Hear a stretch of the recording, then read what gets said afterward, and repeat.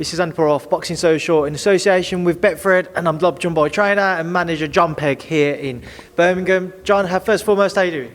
Yeah, I'm good, Andy. How are you? I'm all good, mate, all good. Obviously, good to hear you doing well yourself. I'll start off with Shakan. He's obviously been waiting for that British title fight. Who's originally going to face Craig Richards. Just talking about that and not before that, but Craig's virus, I believe it was, that meant that he had to pull out. Yeah, Craig pulled out.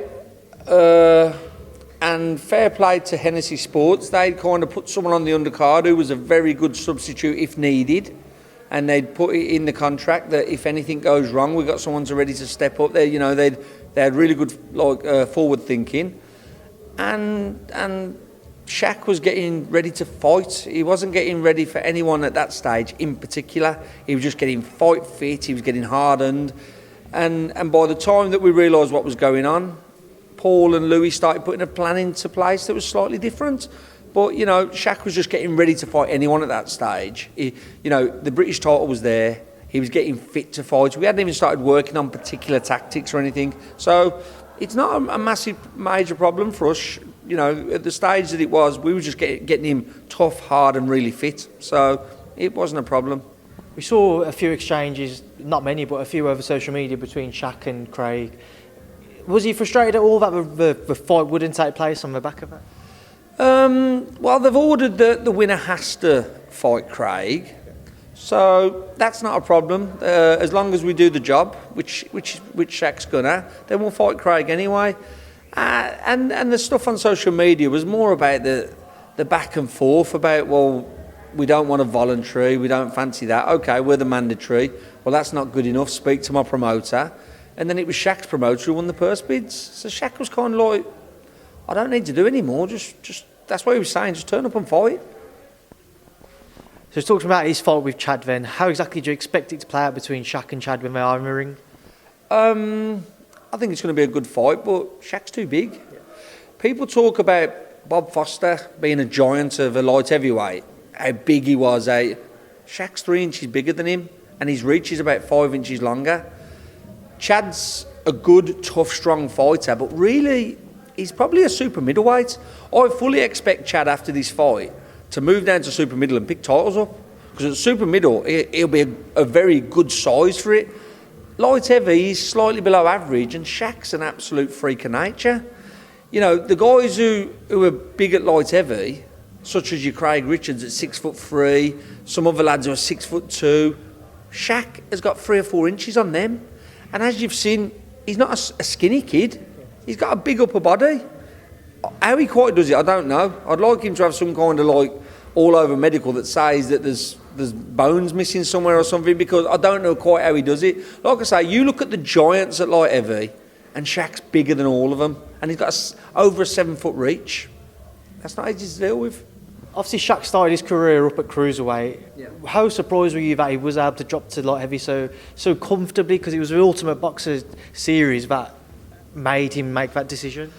It wasn't a massive surprise. He was never a big cruiser. Yeah. If you look, he was always 13-7, something like that. And that was with him eating to fight 14-stone guys. And that's why his early career isn't littered with stoppages, because he was fighting men who was coming down from 15 plus, and he was walking around at 13-2, 13-3, eating well and coming in at 13-7. So once we started trimming him down a couple of times, when we got some of the smaller cruisers, he made just over 13 easy. And you can look at a boxer and you know in their eyes and the face and the reactions quite how easy they're making it. And we was like, oh, he's doing this too comfortable.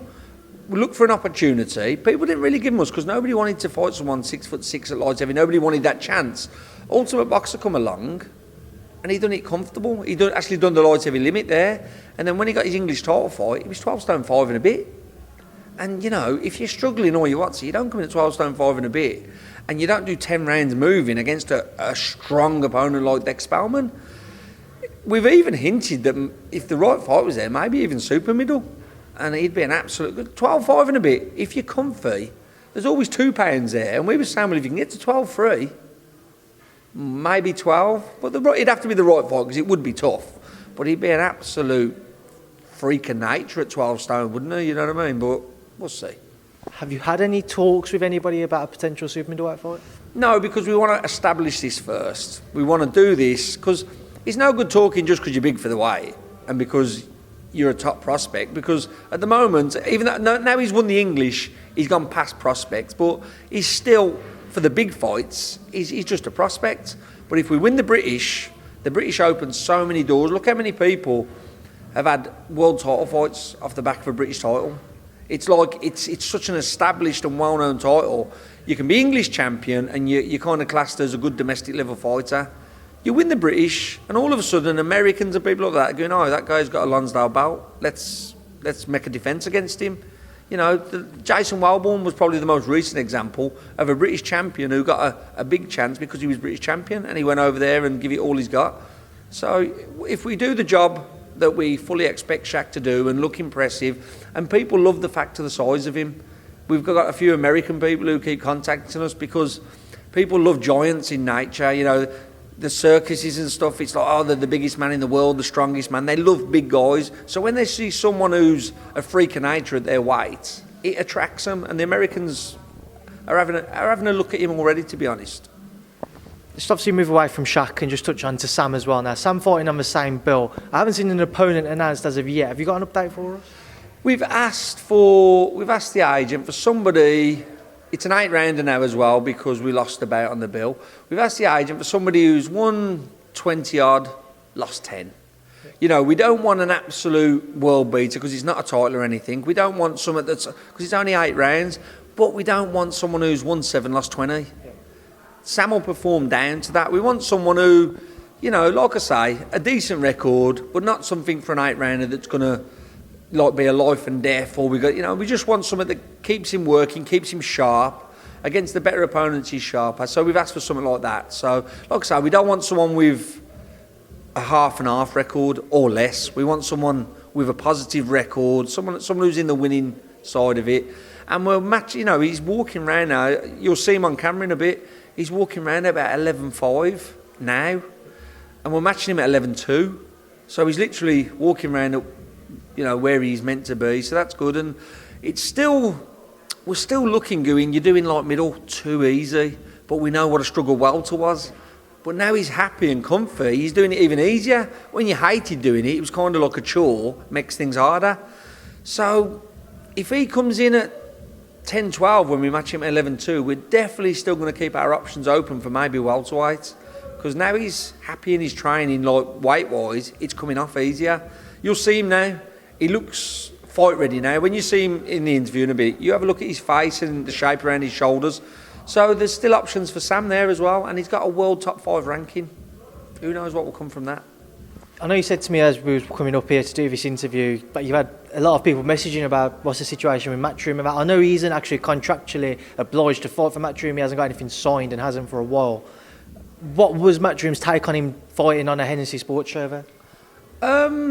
Well, we spoke to Barry, because obviously Eddie's hard to get hold of.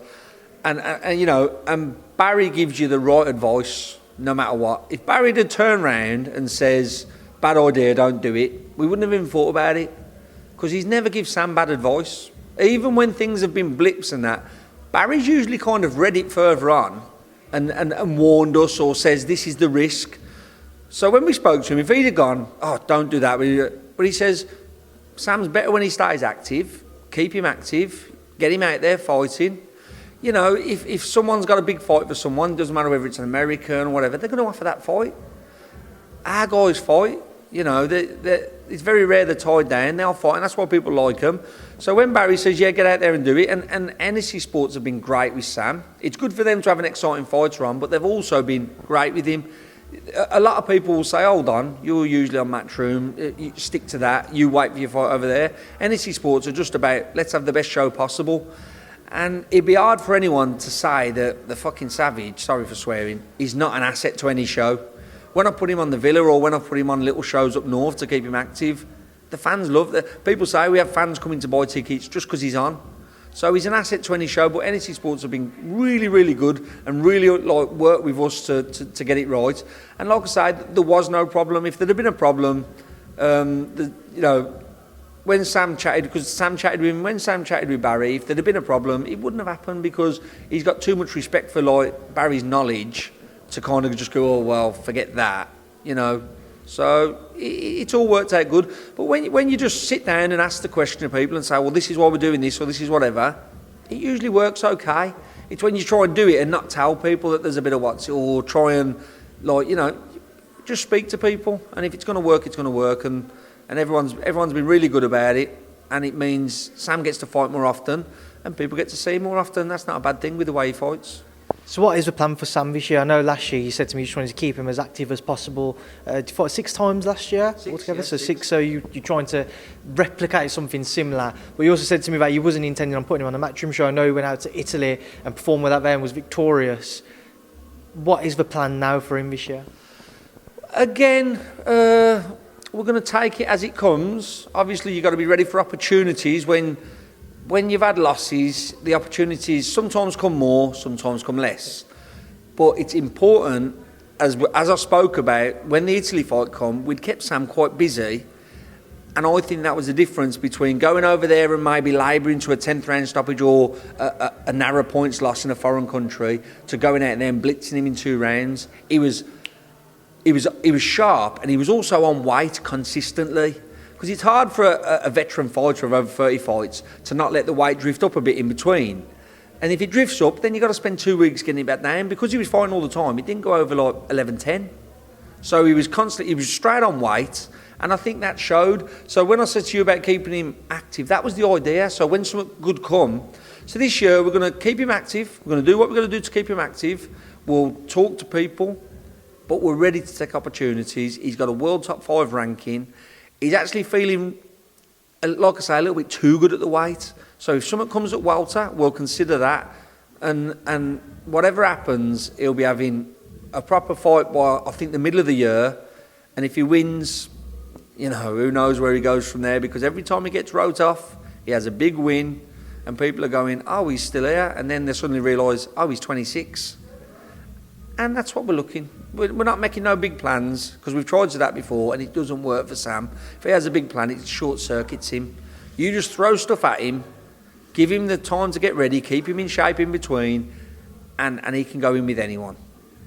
I'm not going to say we're going to beat everyone, because nobody beats everyone, but he'll go in, he'll have a great fight, and we'll see what happens with him. Just a couple of quick fights. I just want to get your thoughts on, Jon, before I do let you crack on and enjoy the rest of the session with the lads. Alexander Usyk versus Chisora has just been announced. What are your thoughts on their fight? I'm really kind of at odds with that one, because Chisora really is like the perfect foil for Usyk to look great. Yeah, he's tricky. Chisora can be flat-footed once a fight.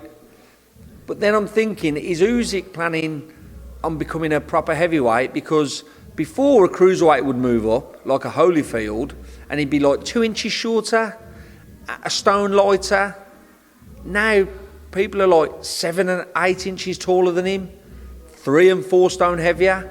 Does he keep his speed but just get manhandled by a Tyson Fury, can't make a dent? Does he try and be a bit bigger, but then does he lose his best assets?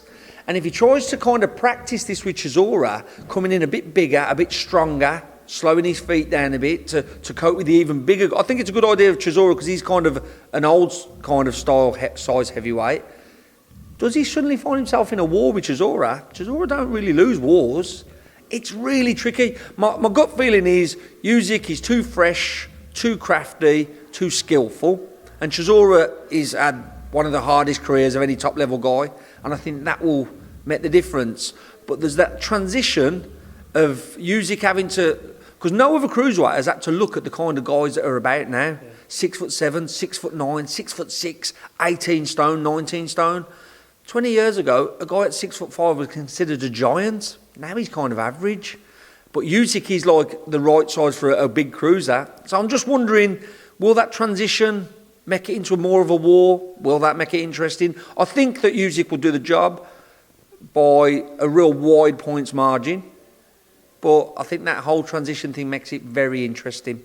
Then obviously another fight which was announced last week, I believe. Dillian Whyte versus Alexander Purewal. Again, what are your thoughts on that one, Jon? Yeah, I just think Povetkin is just at the kind of right time where he's good enough to be a proper fight and exciting, but just enough over the hill that it's going to watch it. it's going to kind of be tipped towards Dillian Whyte. And I think Dillian Whyte is going to be tip-top for him. I think there'll be a little bit of fear of Povetkin that makes Dillian Whyte do everything perfect. Because if Dillian Whyte is lacking a bit of fear, he can be a bit lackadaisy. He can just think, I'm going to roll through this guy. And he can look a bit flawed. When he's tip-top, he's a dangerous man. And it's kind of like... It's like he's being held back from Dillian Whyte. He's got this hunger that he ain't letting them do it to him. I think Dillian Whyte's going to be in great shape. And I think Povetkin has his moments, but Dillian Whyte comes through with maybe a brutal stoppage. Well, John, we will leave it there now because it sounds like the session seems to be finishing downstairs. But I appreciate your time as always. Thank you for inviting me up today. And I'll speak to you soon. Thank you, Speak to Boxing Social. Thanks, Andy. Good to see you as always.